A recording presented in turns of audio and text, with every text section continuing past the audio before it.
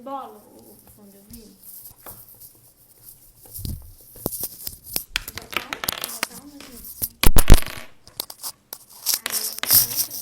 Ô, Marina, pelo amor de Deus.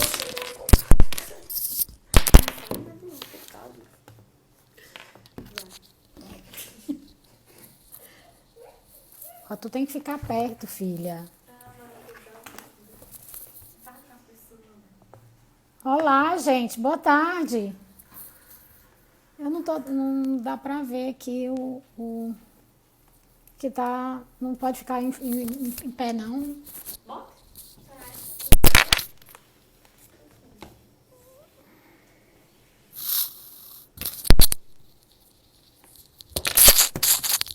Gente, boa tarde. Vocês estão conseguindo me ouvir? Estão conseguindo me ouvir? Dá um ok aí, tá? Então, a gente vai.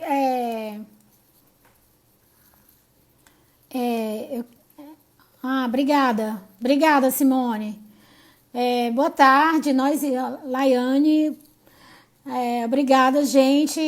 Nós iremos dar início à nossa primeira live do NEP, do Núcleo de Estudos e Pesquisas Pedagógicas, que é um núcleo de estudos da Universidade Regional do Cariri. E eu queria, antes de tudo, agradecer a organização desse trabalho, né, nas pessoas dos coordenadores, da professora Silene, da coordenadora Silene, junto comigo e a professora Isabelle, nós coordenamos o NEP. E o professor Luiz Carlos, que está nos ajudando, digamos assim, é uma das pessoas mais importantes também nesse processo, que está nos ajudando muito agora a fazer esse trabalho remoto, né? A gente está nessa experiência agora, aproveitando esse momento difícil que nós estamos vivendo, mas nós vamos tentar aí conversar com vocês sobre esses temas, tá? E a gente queria agora iniciar convidando a aluna Jéssica, que é do curso de Pedagogia, para falar um pouco aí sobre esse momento que ela está passando, né, né, como é que ela está percebendo esse momento desse momento que ela está vivenciando hoje, dentro desse momento difícil da pandemia do Covid-19. Eu queria que a Jéssica aí já falasse um pouco sobre isso. Eu vou convidar ela aqui. Vocês me deem um minutinho que eu vou... Ah, a Jéssica já está aqui. Ótimo, ótimo. Então, eu vou pedir para a Jéssica falar um pouco. Aqui, onde que solicita? Marina, minha filha, está me ajudando aqui, minha assessora. Cadê? Solta. Cadê? Acho que é aqui. Não, não é aqui não. Ela não pediu antes, não? Pronto. Essa Karine? Não, é Jéssica. Essa aqui é Marcos?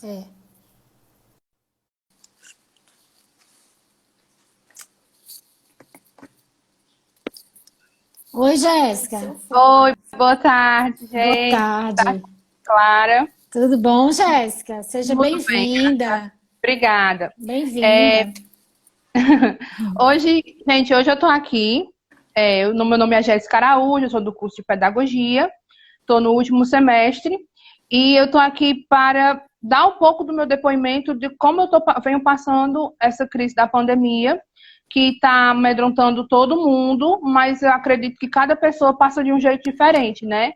Cada pessoa sabe onde é que o calo aperta, o que é que mais aonde mais está doendo. Então, eu venho trazer um pouco da minha vivência. Então, assim, eu acho que no momento o que mais está me afligindo seria a questão real da ansiedade, da falta de concentração para estudar, para tirar o foco real da pandemia, porque por mais que eu feche a porta da minha casa, as notícias continuam entrando, por mais que eu não esteja saindo, por mais que estejam tomando todas as medidas de precaução, o medo é geral. E aí eu tenho que estar estar sempre mediando para não estar entrando num nível de pânico mesmo, mas é muito difícil estudar, é muito difícil focar em algum tipo de leitura, pelo menos para mim. Admiro demais quem está conseguindo, mas para mim hoje é uma coisa que está muito difícil de fazer.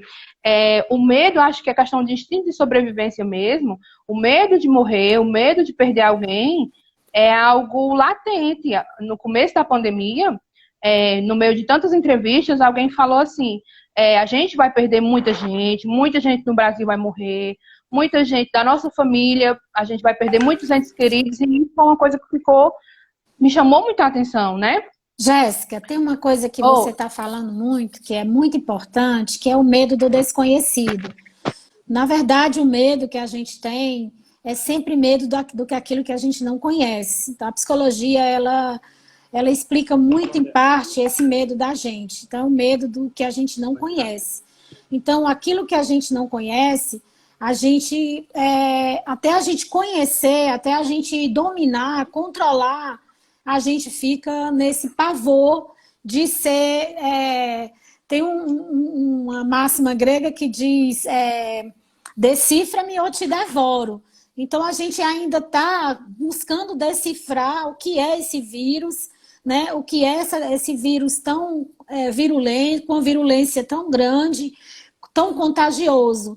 E aí isso nos apavora mesmo, porque é do ser humano buscar, decifrar para poder controlar, para poder dominar. Então, esse seu medo é um medo que está em mim, é um medo que está em todos nós, como você disse, mais em algumas pessoas, menos em outras, mas é um medo que é o medo do desconhecido. Você colocou essa questão muito importante. E como é que você, que futura professora, aluna do curso de pedagogia, como é que você está pensando aí, como pedagoga, dos impactos disso para a profissão, para a educação? Como que você está pensando isso?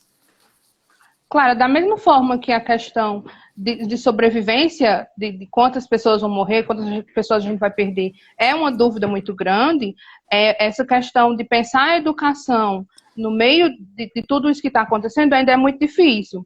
Porque hoje eu não estou trabalhando, esse ano eu estou desempregada, mas já atuei sim como professora. Mas hoje eu vejo amigos do meu entorno, muitos dos meus amigos são da área da educação, meu esposo também é da área da educação, e aí eu vejo todos os problemas que vêm de todas as áreas, seja na educação privada, na educação pública. Ele trabalha numa escola particular, onde lá já se tinha, ele trabalha há mais de 4 anos já com recurso tecnológico, de apoio digital, de portal, que dava o apoio aos alunos e professores na área da educação. Hoje eu vejo ele trabalhando lá, ele não parou, ele continuou trabalhando lá na escola e em casa muito, porque ele está tendo que pensar como é que um portal que era para auxiliar, a partir de agora, o mês de maio, quando voltar das férias, como é que isso vai ser o único meio desses alunos terem acesso à educação. Aí eu vejo outros amigos que dizem, Jéssica, eu estou tendo que me reinventar para dar aula de casa pelo celular, sem ter internet, sem ter celular. E aí eu vejo minhas amigas com dúvida, eu vejo colegas sendo demitidos, eu vejo amigos tendo carga horária reduzida e salários reduzidos. E aí a gente fica cheio de dúvidas. Eu passei no concurso de Juazeiro, meu esposo passou no concurso de Estado para professor, e sabe-se lá quando a gente vai começar a trabalhar, quando é que a gente vai ser chamado na área da educação, porque tudo é uma dúvida muito grande. E a gente, é claro que o que a gente tem que mais falar hoje, obviamente, é a saúde, mas a gente se vê muito na política, se falar de politicagem, desse tipo de coisa, se falar da saúde, óbvio, se falar da economia e pouquíssimo da educação. Eu estava querendo desenvolver agora na época de pandemia, justamente porque eu não estou conseguindo focar em outra coisa que não seja esse assunto. Eu estava querendo fazer uma pesquisa na área, no caso da pandemia, saber quais eram os impactos da pandemia para a área da educação, mas é até difícil de encontrar, porque eu não vejo o ministro da Educação em nenhuma das coletivas de imprensa do governo do Estado, não vejo nenhuma medida grande da área da educação de como seria dar uma luz para a gente, como é que vai se comportar. Só um instantinho. Só um minutinho. Marina, tirar o fone? Ah, Jéssica, você colocou uma questão que, assim, os fundamentos da nossa estabilidade mental, afetiva, estão interligados. Como é que você vai pensar o futuro se você não tem o presente?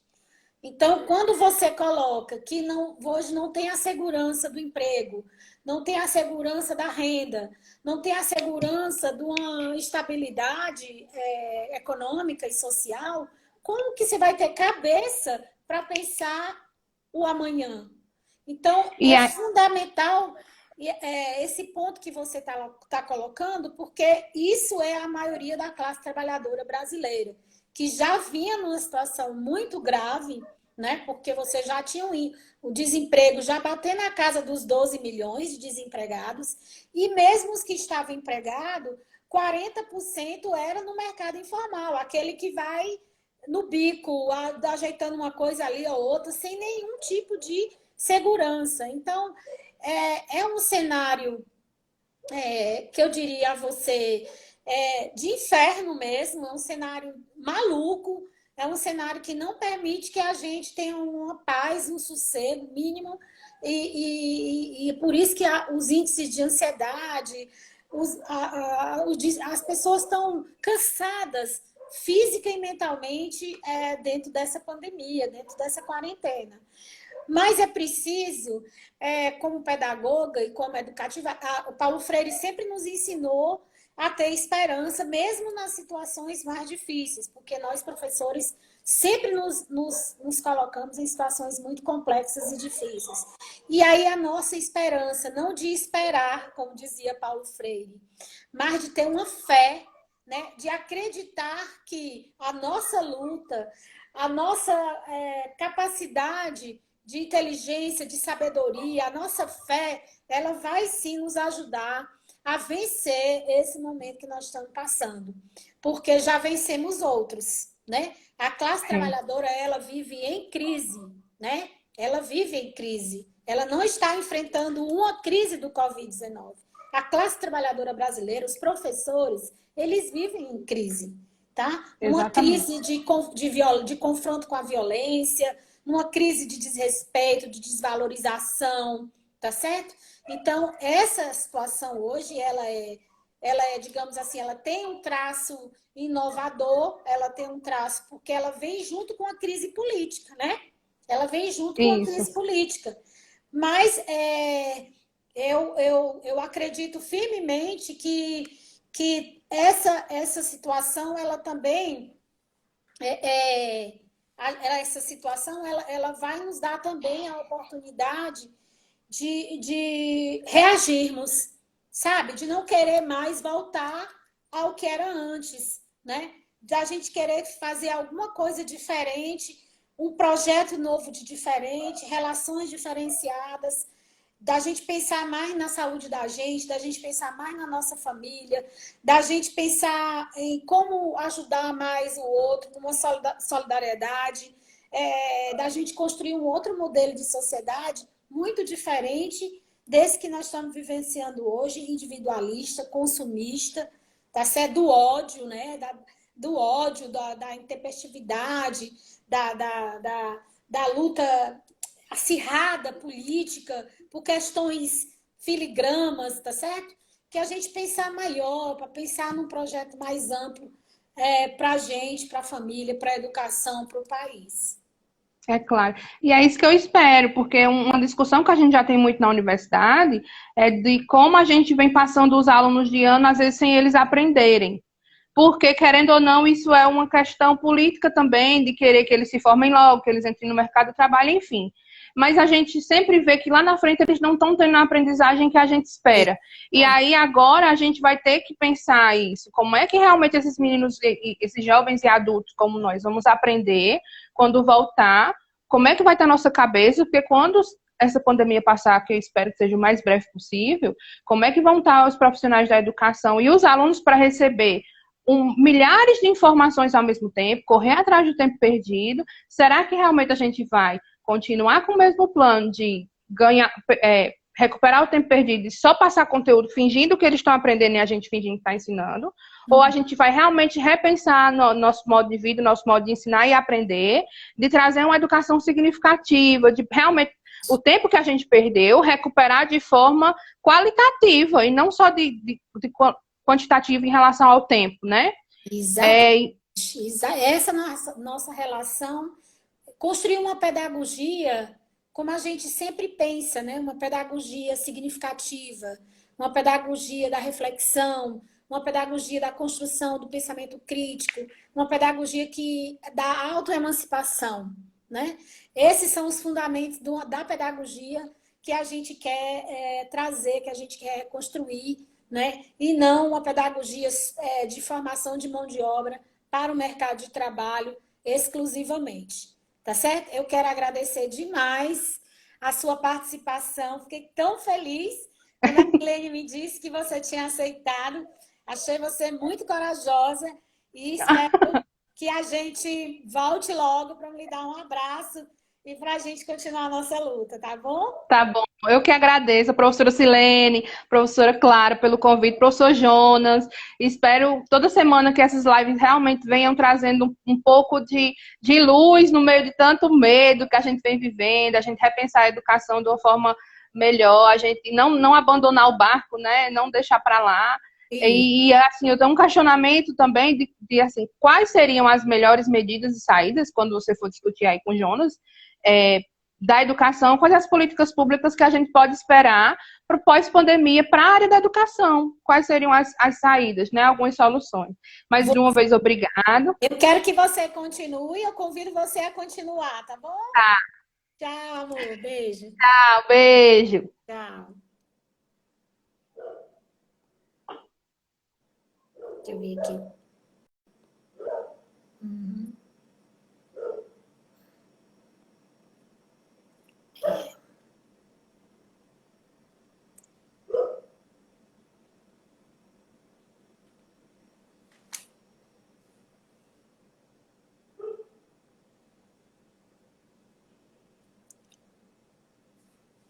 Agora nós vamos convidar o professor Jonas. Eu já convidei aqui. Eu não sei se eu convidei certo, mas eu já mandei um convite para ele aqui. Jonas, estamos aguardando você, tá? Eu acho que meu celular aí caiu um pouco a conexão, Não mas deu certo. pronto, Jonas. Estou lhe Tudo esperando. bom? Eu não estou Tudo lhe bem? Boa vendo. tarde. Não está? Não, tu tá me vendo? Tô. Ah, tá. Então acho que eu fiz alguma coisa aqui. Tá, mas então vamos lá. O professor Jonas é professor, colega nosso, do nosso departamento de educação. O professor está fazendo doutorado nessa área de políticas públicas. Também está junto conosco no NEP. E ele vai falar um pouco sobre o tema, que é o nosso tema da live, né? Não, sobre o tema da... É aqui, né, Marina? Isso. Sobre o tema... só um minutinho, gente. Vocês me deem um desconto aí que eu estou iniciando nesse processo. Pronto. Agora o Jonas vai aparecer, meu povo. Olha aí. Oi, Jonas. Deu certo agora? Agora eu estou lhe Tá me vendo. vendo Tá agora? todo mundo lhe vendo. Tá? Então, eu estou lhe vendo. Então, estava falando um pouco de você, né, da sua trajetória, que você é colega nosso do Departamento de Educação da Universidade, está fazendo doutorado na Universidade Federal do Ceará nessa área de políticas públicas, tudo. E a gente vai falar agora do tema da live, né, Jonas? E você quer Isso. começar? Você quer que eu comece? Como é que você quer? Tanto faz. Se for da sua preferência, Tá, eu tinha você quer feito iniciar? um início, e aí a gente pode ir intercalando. Você também pode, durante a Certo. minha fala, você pode também fazendo as suas observações já com a sua fala, tá bom? Deixa eu, Tá então, certo. Tá bom, então. a gente combina assim para ficar dentro do diálogo, né? Bem, gente, o tema dessa live, da nossa primeira live do NEP, eu não sei, eu nem me apresentei, meu povo. Meu nome é Clara, eu sou professora do Departamento de Educação da Universidade Regional do Cariri, tá certo? E sou coordenadora do NEP. Para quem não me conhece, eu queria me apresentar aí para as pessoas que estão aí ingressando. Eu estou vendo muita gente conhecida, querida aqui entrando na live. Sejam bem-vindos, viu, gente? Todos vocês aí que estão ingressando agora.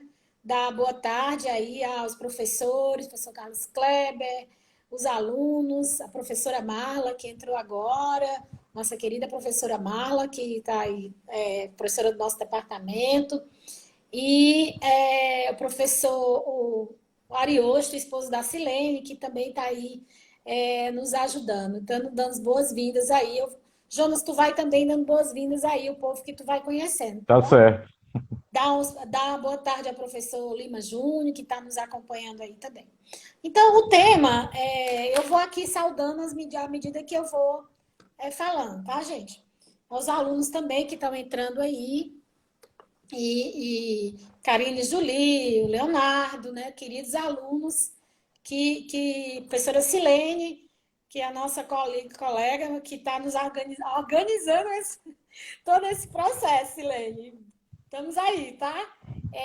Eu pensei de pensar esse diálogo trabalhando essa questão Nós pensamos o tema políticas públicas em tempos de pandemia, a educação do seu foco usado, para a gente fazer uma discussão ampla do que está acontecendo com a gente hoje no Brasil e no mundo, tá? Eu vou fazer rapidamente apontar alguns elementos para a gente entender o presente a partir da história e já olhando, projetando o amanhã, o futuro, fazer essa relação dialética entre presente, o passado e o futuro aí dentro dessa construção.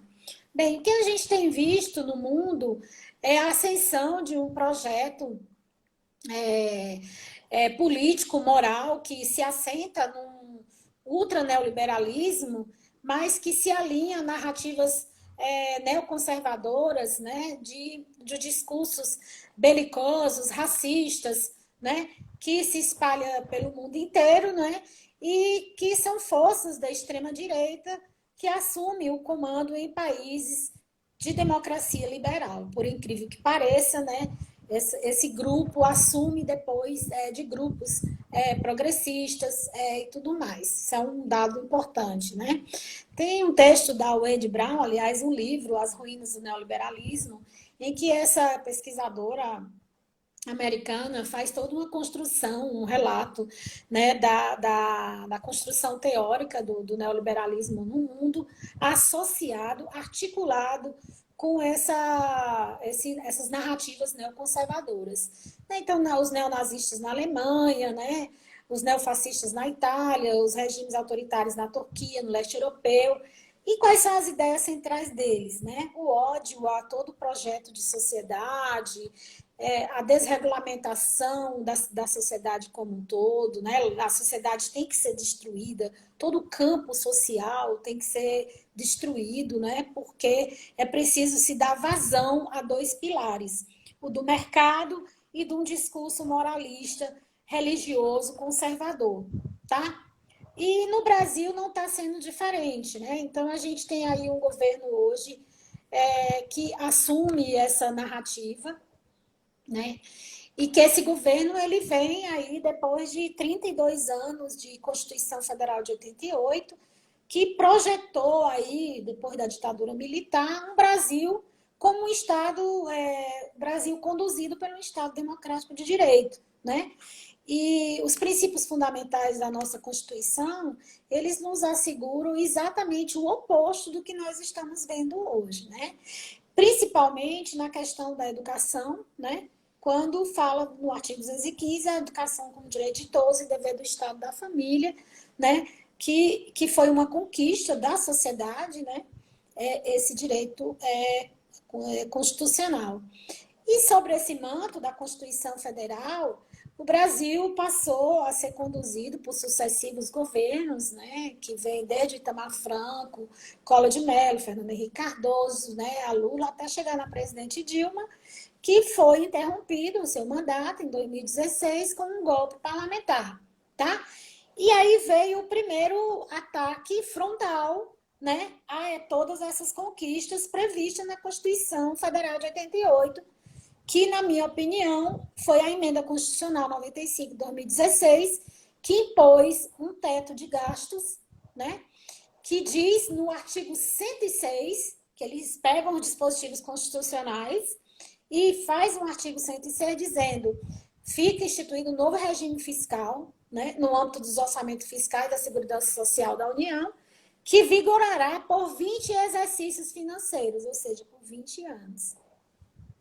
Esse teto de gastos, por 20 anos, né, ele foi assinado, ele foi sancionado no governo Temer, e ele sedimenta toda essa política de destruição da educação pública, da saúde pública, da ciência no Brasil, tá certo?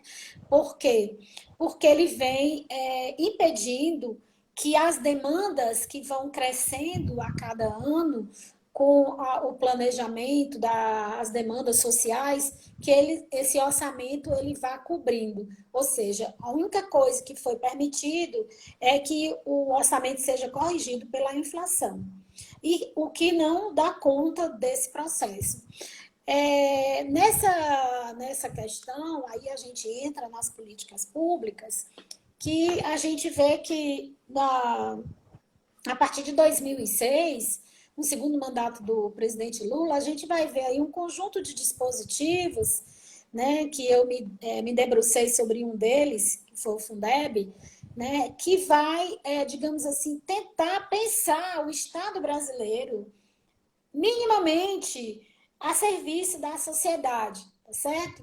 E aí se cria um conjunto de dispositivos e de políticas públicas, né, que, embora não ultrapasse a margem da sociedade liberal burguesa, mas que permite a inclusão de segmentos sociais antes totalmente excluídos, o acesso à educação e a determinados direitos, tá?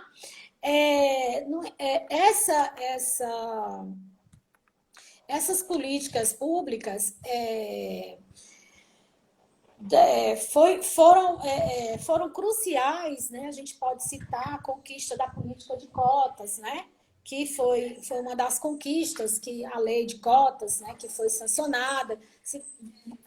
Tem uma publicação, uma compilação de um documento chamado A Nova Legislação Brasileira, que ela faz uma compilação de todas as políticas, de todos os dispositivos, decretos, resoluções que foram sancionadas de 2006 até 2010, tá certo? Que dá uma amostra de como que estava tentando, de alguma forma, colocar o Estado brasileiro a serviço da população. No entanto, isso tudo foi interrompido, né, como eu já coloquei, né, e dá lugar a um novo populismo de extrema-direita, né, que, em nome da família, dos valores da moralidade cristã conservadora, passa a criar todo um arsenal de ataque a essas políticas, responsabilizando a esquerda, a democracia, as instituições, os professores, a política, por essa situação de desemprego, de violência, de corrupção que o Brasil atravessa, certo? E vinha atravessando, tá certo? Então, todos os males sociais foram todo o discurso de defesa da ética, de defesa da educação foi sequestrado por essas forças de extrema-direita para defender o seu projeto, né, de enxugamento do Estado social, tá certo?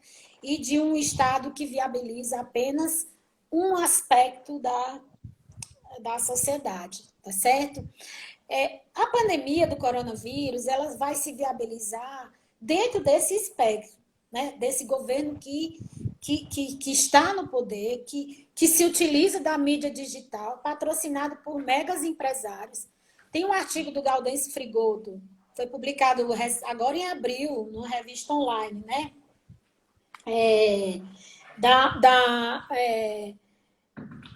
Uma revista da Economia e Geografia, é uma revista internacional, que o professor Gaudêncio Frigoto dá um dado interessante, né? Ano passado, o número de bilionários no Brasil cresceu 50%, ou seja, 42 pessoas ano passado tinham no bolso, Jonas, US$ 1 bilhão. Uma pessoa. Num país como o nosso, né, tão pobre como o nosso, uma pessoa tendo, única pessoa ter no seu bolso US$ 1 bilhão, tá? E aí a gente vê esse crescimento acentuado de uma desigualdade social, como eu coloquei para a Jéssica, quer dizer, você já vinha com um PIB de 1,1% antes da pandemia, você vinha com desemprego batendo na casa dos 12 milhões, e você via uma população empregada, mas 40% dela sem carteira assinada no mercado informal. Então, é um cenário que essa pandemia, infelizmente, ela se enraiza, ela se agrava dentro desse cenário, onde as pessoas já vinham numa luta incansável, né? De luta por educação, por melhoria de condições de vida, por desrespeito, pela perda de valores, e aí vem essa pandemia, né? Que vem dentro desse desgaste, desse cansaço, da gente lutar tanto para o Brasil avançar nas suas políticas públicas, no Brasil nação, no Brasil como projeto de nação, e aí vem essa pandemia. Eu queria só também agradecer aí a participação do reitor da Universidade Regional do Cariri, professor Lima Júnior, que está aqui participando conosco, que ele é da área da economia, pode também aí acompanhar nosso debate aqui nessa área da conjuntura. Então, tem uma questão muito séria hoje que nós estamos vivendo, Jonas, que é o ataque desse governo à ciência, né? Você tem no site da ANPED uma convocação para a Marcha Virtual pela Ciência, no dia 7 de maio, exatamente para a gente pensar uma resistência, mesmo que virtual, né, contra esse ataque dessa narrativa que vira as costas para o pensamento, para a razão científica, né, e dá lugar somente ao mercado, né, às leis livres do mercado e a uma moral conservadora, né? Então, nós estamos num momento que nós temos um vírus que ele é desconhecido, né? Não existe até agora nenhum tipo de tratamento e não existe nenhuma vacina, né? No entanto, nós não temos um governo federal, que é o Ministério da Saúde, que é quem tem mais condições os mecanismos que tem de conduzir esse processo, nós não temos. Nós temos hoje uma insegurança nessa condução. E as políticas públicas, entrei no site do Conselho, do MEC, desculpa, e o MEC coloca, o que ele criou foi uma plataforma para as pessoas acompanharem o que as universidades e os institutos federais estão fazendo. No entanto, veja bem, o que está acontecendo? No Instituto Federal do Rio Grande do Norte, novamente, o candidato mais votado não foi o nomeado pelo seu Veltrai, do ministro da Educação. E hoje eu vi uma reportagem no jornal Hoje, da Globo, que os hospitais federais do Rio de Janeiro poderiam estar recebendo hoje pacientes da Covid-19, não estão podendo porque os hospitais estão sucateados por falta de profissionais, por falta de equipamentos, por falta de materiais. Então, por que o Ministério da Educação... No momento que a gente está justamente precisando, né, da saúde pública, da pesquisa universitária. Exatamente. No momento em que os leitos são necessários e urgentes para salvar vidas, tá certo? Então, é um discurso contraditório em defender a família. Como que você defende família sem emprego, sem casa, sem comida, certo? como que você defende melhorar a educação, como eles estão dizendo que a educação no Brasil, diante do PISA, né, que é o programa de avaliação internacional dos estudantes, como que melhorar se ele corta a bolsa do CNPq, corta a bolsa da CAPES, corta a bolsa do PIBID, corta a bolsa da residência pedagógica, de mestrado, de doutorado, tá certo? Impede o concurso de professor, de servidor público. Então, assim, Jonas, é uma situação muito séria, né? E eu penso que a gente deve pensar o pós-pandemia, continuar fazendo esses diálogos, pensar práticas de reconstrução de um novo projeto para o Brasil. A gente não quer só eleger novos prefeitos, governadores, alguém. A gente quer um novo projeto. Porque se for só para mudar o nome, manter o projeto, não dá certo. A gente tem que mudar esse projeto com mais políticas sociais, tá certo? Com mais participação de todos os segmentos, contra esse discurso do ódio a quem pensa diferente, tá certo? A gente tem o direito de pensar diferente, tá? Com mais inclusão, emprego de qualidade, tá? Revogar todas essas medidas de destruição de direitos dos trabalhadores, mais as universidades públicas, escolas com investimentos na carreira do professor, no SUS, que é quem está salvando o Brasil hoje. E aí, e principalmente com mais democracia, mais participação e transparência dos recursos públicos, da aplicação dos recursos públicos. Aí eu passo agora para você e aí a gente vai continuando essa conversa. Tá bom, muito obrigado, Clara. Bom, boa tarde, quase noite para todos, né, professores, alunos da URCA, amigos, enfim. Eu me chamo Jonas, para quem não me conhece, sou professor da curso de pedagogia, sou doutorando na educação da UFC. Agradeço ao convite, né, do NEP, né, uma iniciativa importante. Inclusive, o Léo falou, né, aqui nos comentários, eu vi aqui sobre outras lives. Na verdade, a ideia é justamente essa, né, Clara? Essa é a primeira de outras lives que vão acontecer, né? A gente está dando pontapé aí, apanhando um pouco da tecnologia, mas estamos conseguindo. Então, assim, eu tinha preparado algumas coisas, né, já pegando algumas perguntas que foram feitas pelo Facebook, pela própria página no Instagram do NEP, né? A Silene está lembrando aqui, vai ser toda terça serão as lives. E hoje, né, de fato, essa primeira live, né, que a gente trata mais das políticas educacionais, numa perspectiva mais ampla, né, coincide, como a professora Marla lembrou aqui, com o Dia Internacional da Educação, né, que é justamente comemorado hoje, dia 28 de abril.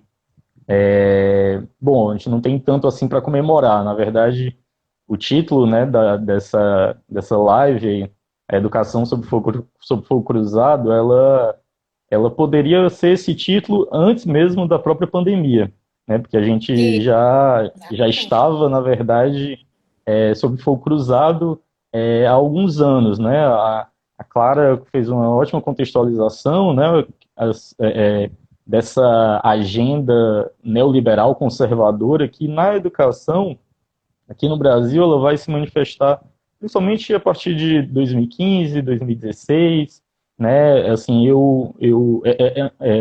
inclusive, se manifestando aquilo que nos Estados Unidos, né, como o professor Michael Apple já falava nos anos 90, dessa aliança entre conservadores e neoliberais.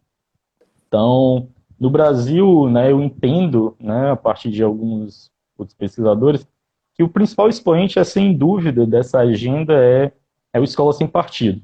Né? Eu acho que se parte de uma premissa de que os maus resultados na educação, os maus resultados, né, nas avaliações externas, principalmente no PISA, eles seriam uma evidência do fracasso da educação, né, da educação escolar pública. Isso teria como causas, né, a má formação dos professores, que, por sua vez, né, levaria a uma pretensa doutrinação do ensino, né, e a não priorizar aquilo que seria efetivamente útil para a educação, que seria o ensino de português e matemática, né, visto numa perspectiva extremamente técnica. E problemas no âmbito da gestão, né, que levaria justamente a uma ineficiência no funcionamento da escola, contribuindo para esse fracasso. Então, no espectro, na verdade, conservador, né, o Escola Sem Partido ele se coloca, né, como nesse combate a todo pensamento crítico, a todo conteúdo que vá de encontro ao que se considera como útil e aos valores que se consideram como, né, dominantes. Então, daí o frontal ataque ao que eles chamam de ideologia de gênero, que é uma expressão que não é reconhecida no campo da educação. Na verdade, é um combate à igualdade de gênero.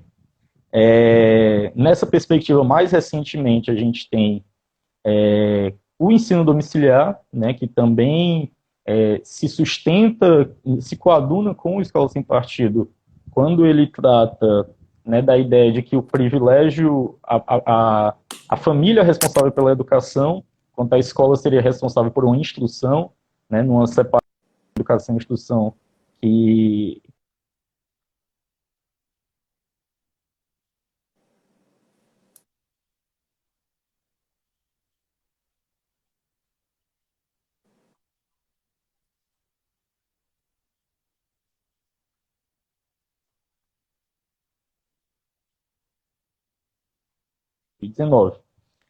que pressupõe a ideia de que uma gestão eficiente, né, deve ser uma gestão militar, com base, inclusive, nos resultados de escolas cívico-militares em avaliações, tendo como foco justamente o que seria o grande problema, seria a indisciplina escolar, né, e, assim, desconsiderando, na verdade, toda uma outra gama de questões que estão colocadas, como a desvalorização do professor, a questão infraestrutural das escolas e por aí vai.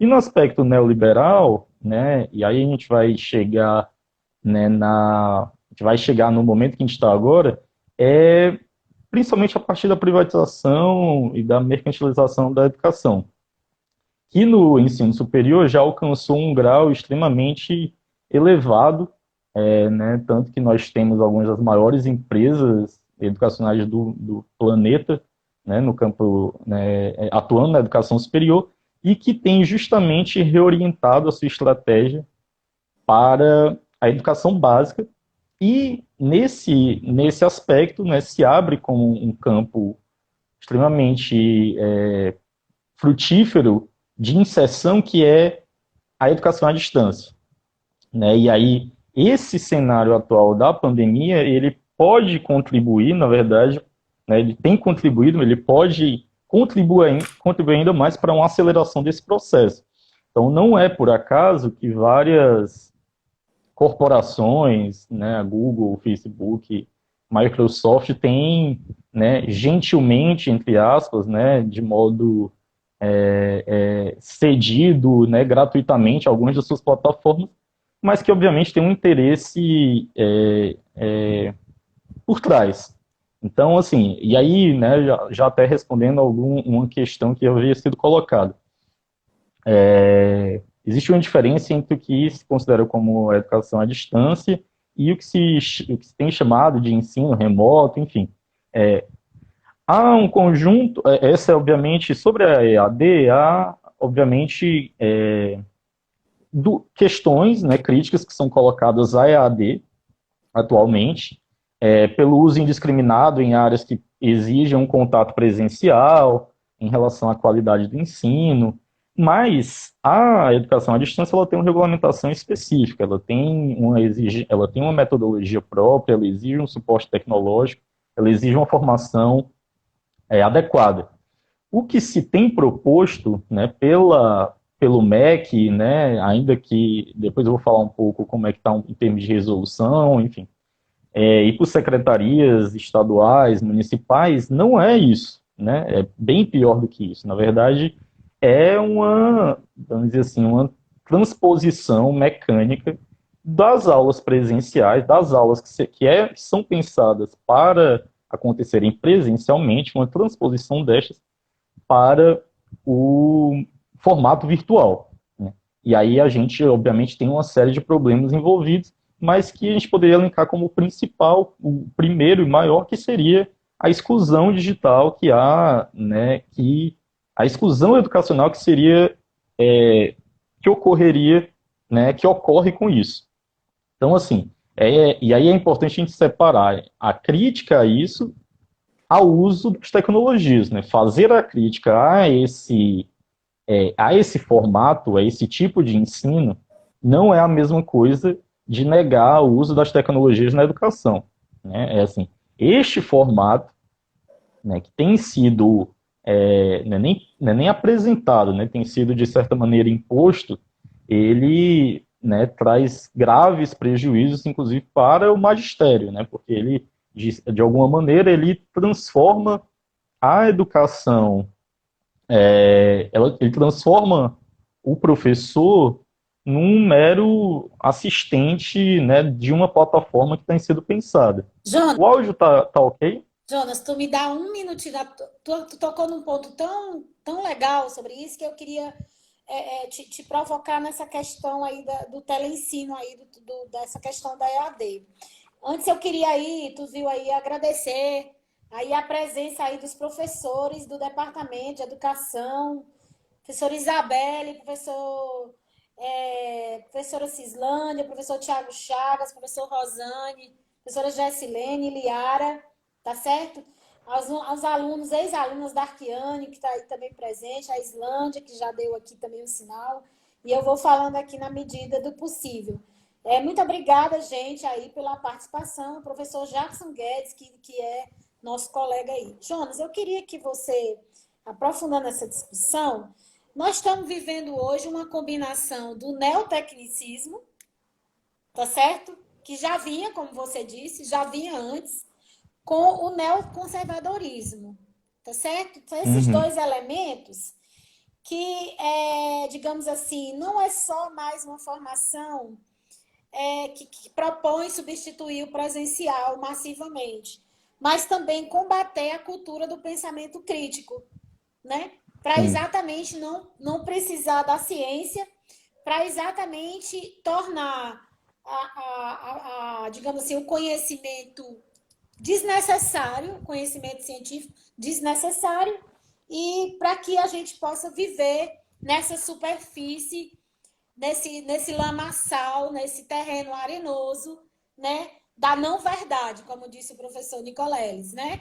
Quer dizer, a gente vai viver num terreno que é o terreno do fake news, já que não tem dados, já que a ciência não tem nenhuma necessidade, então qualquer um pode falar, e o que ela disser, a potência do que ela disser, ela vira uma potência porque ela fala em nome, né, dela mesma, né? Não há limite para essas pessoas, porque o que ela vai falar, ela não tem nenhum compromisso com nenhum tipo de coação do Estado, nenhum tipo de controle da razão científica. Então, ela vai falar o que ela quiser e o que ela falar não aceita isso. Qual é a relação dessa questão que você está falando, com a relação que você faz disso com esse discurso da liberdade de expressão, né? da formação, que a gente luta tanto por uma formação livre, emancipada? Eu acho, Clara, que, assim, na verdade tem bastante de incoerências, né, quando a gente, nesse discurso, né, porque, como você havia falado, é uma liberdade de expressão que só vale para mim, né, só vale para mim, que eu digo, na verdade, só vale para quem concorda comigo. Então, né, por exemplo, quando o Escola Sem Partido, ele advoga uma crítica à doutrinação, ele já está assumindo que há uma doutrinação e que essa doutrinação ela se dá a partir de grupos, setores, né, professores no campo da esquerda, no campo marxista, né? Então, assim, não o outro é que tem posição, eu sou neutro, né? A lógica é basicamente essa. Então, assim, isso, né, esse é um risco que já vinha, né? E, na verdade, com esse cenário que a gente tem agora, né, havia uma pergunta na página do NEP sobre qual a nossa avaliação, se a gente imagina que a educação vá piorar ou melhorar depois disso tudo. Assim, é difícil a gente fazer, obviamente, prognósticos, mas é difícil crer também que possa melhorar dentro desse cenário. É evidente que um momento de crise como que a gente está vivendo, ele abre perspectivas, né? Mas que podem ser para melhor, mas também podem ser para pior. Então, dentro dessa perspectiva, né, que eu imagino que possa ser negativa, é que essas soluções pensadas como temporárias, que seria esse ensino remoto, eles possam ser trazidos e apresentados como, na verdade, posteriormente como uma solução. Olha, se funcionou naquele momento, ele pode funcionar posteriormente. Então, bastaria um pouco a mais. E esse é um precedente, né, assim, extremamente preocupante para nós, né, pesquisadores no campo da educação, mas para o conjunto, na verdade, da comunidade acadêmica e escolar, professores, gestores, alunos. E aí, uma outra questão que havia sido colocada pelo Facebook seria se há algum guia, algum documento, né, é importante que a gente saiba, né, assim, passar um pouco em termos, né, de resoluções, regulamentações. Hoje, né, no dia de hoje, dia 28, o CNE, o Conselho Nacional de Educação, ele estava programado para votar justamente as diretrizes, tanto para a condução do ensino em todos os níveis, né, básico, infantil, básico, superior, e particular, público, nesse contexto de isolamento social, e também para a reorganização do calendário escolar. Então, após essa votação, será submetido para apreciação do MEC e depois será repassado para que também os conselhos estaduais e municipais façam os devidos ajustes dessas diretrizes às suas realidades. De qualquer modo, né, eu indico aqui, né, uma cartilha, na verdade são 4 cartilhas, da Campanha Nacional pelo Direito à Educação, que é um movimento extremamente importante, né, que já tem uma história no campo da educação, na discussão do Fundeb, como a Clara apresentou, do Fundef ainda, do Fundeb, na discussão sobre o custo aluno-qualidade, que eles elaboraram, né, está lá no site, quem puder entrar, site da Campanha Nacional pelo Direito à Educação. Jonas, tem gente entrando ainda dizendo que o tema é as políticas públicas em tempos de pandemia, educação sob fogo cruzado. O professor Jonas está exatamente adentrando de como é que está esse cenário hoje em termos de políticas públicas mais específicas, falando aí do tema da escola sem partido, né, e da necessidade hoje de introduzir essa discussão do ensino remoto, que também é um tema da nossa próxima live, né, só avisando aí para as pessoas já aguardarem que vai ser o tema da nossa próxima live. Nós estamos com um tempinho ainda, nós estamos 9 minutos, que é para concluir, mas você pode continuar aí, porque está tendo maior ibope na sua fala, Jonas. Todo mundo está adorando, pode continuar. Eu estou tentando acompanhar aqui os comentários, mas é difícil falar e acompanhar. Mas eu estou só muito. As mãozinhas aqui. Não, só para tentar fechar, então, assim, esse guia, né, que foi elaborado pela campanha é muito bom, recomendo quem puder entrar. E falando ainda sobre o CNE, ele já elaborou uma versão preliminar, né, que ia ser discutido e votado hoje, e, na verdade, basicamente estabelece o seguinte, né, a versão preliminar. Primeiro, que se incentive a que os professores mantenham atividades, isso em todos os níveis, como uma forma de manter uma interação entre aluno e professor, manter um estímulo intelectual. Acho que isso é um consenso que é entre nós também, né, manter algum nível de atividade. Essa própria live, ela representa isso, né, é uma angústia que a gente tinha, claro, expressava entre nós, professores, precisamos fazer alguma coisa, né, precisamos manter uma interação, vamos aproveitar para discutir questões que muitas vezes nós não conseguimos na correria, na sala de aula. Mais além disso, né, o CNL prevê o seguinte, né, nessa versão preliminar. para a educação infantil, a perspectiva é que assim, é que essas aulas remotas que estão acontecendo, o que deve ser isso que eu vou falar é o que deve ser aprovado. Ele não conste como substituto das aulas presenciais, ou seja, tudo será reposto posteriormente. Para os demais níveis, a possibilidade é que venha a ser contabilizado. E aí se sugere uma série de meios virtuais ou não, pode ser utilizado programa de rádio, TV, rede social. Bom, isso é o que possivelmente será aprovado no CNE, né? Por outro lado, há posicionamentos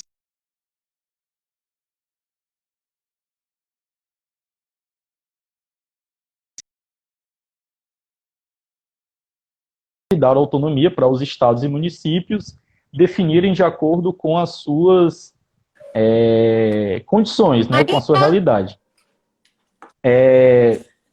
Algumas entidades, né, a ANPED, né, Associação Nacional de Pós-Graduação em Educação, né, que acho que talvez seja a principal entidade na nossa área, a ANPAI, que é de Administração Escolar, a AMPU, do Ensino de História e outras, mais de 20 entidades, assinaram uma carta, né, que ela tem críticas a o que possivelmente será aprovado pelo CNE, mas ela prevê que, né, ela defende o quê? Né, que a reorganização dos calendários, ela, né, garantindo a autonomia das redes e a participação da comunidade escolar, obviamente, ela assegure a reposição das aulas e das atividades de maneira presencial. Ou seja, um possível embate que pode haver é que há uma pressão por parte do próprio governo para que não se entre no calendário escolar de 2020 em 2021. Né? Inclusive, a própria portaria que foi aprovada pelo governo de manutenção, né, das horas letivas, mas não dos dias, é justamente um instrumento de pressão para que qualquer atividade seja contabilizada como hora. Então, possivelmente haverá esse embate, né, e deve ser aprovado. Essas entidades entendem que a defesa da qualidade do ensino e da igualdade, né, de condições, de oportunidades, né, deve estar acima da preocupação com a manutenção do calendário. Ou seja, se o calendário de 2020 tiver que entrar para 2021, pensando na qualidade do ensino, na igualdade de oportunidades, que assim o faça. E eu acho que essa é uma posição, né, essa foi uma carta elaborada, que saiu agora no dia 20 ou 24, por várias entidades. Eu li. E que, né, eu particularmente tenho um acordo, né, que essa deve ser a nossa preocupação principal. E aí, né, ok. É importante que essa discussão sobre educação, né, a gente está aproveitando esse momento, mas, né, faço o apelo para todos que puderem, que a nossa preocupação com o bem-estar, né, e a nossa saúde física e mental esteja acima de tudo, certo? Então, deixo esse recado aí. Obrigada, gente. Obrigada, Jonas. Obrigada à coordenação do NEP, na pessoa da professora Silene, na pessoa do Luiz Carlos, na pessoa da professora Isabelle, tá? Agradecer a todos os alunos, todos os professores do Departamento de Educação, dos professores amigos que participaram dessa live. Nós temos uma programação já para a próxima terça-feira, nesse mesmo horário, tá certo? Nós estaremos anunciando essa programação para a gente poder continuar fazendo esse trabalho, esse diálogo com vocês, porque, como disse alguém aqui, a Universidade Regional do Cariri, a URCA, o seu Departamento de Educação, tem tido digamos, toda uma dedicação para continuar esse diálogo com os alunos, com a comunidade de um modo geral, tá certo? Muito obrigada, gente. A gente agradece demais. Obrigado, pessoal. Né, Jonas? A gente agradece muito. Aí a gente estava na primeira, né? Nós somos escalados para essa primeira live. Cobaias. A gente acabou que deu conta aí com todos os percalços, né? Agradecer os assessores, a Marina, a Marina Paulo, minha filha, o professor Luiz Carlos, a professora Silene, que estão aqui nos assessorando, né, Jonas? Dizendo como é que a gente tem que fazer. Então, E aí a gente estão fecha. cobrando Gente, aqui muito pelo WhatsApp. obrigada e boa noite para todo mundo. Tá bom? Até Boa mais. noite, tchau, tchau.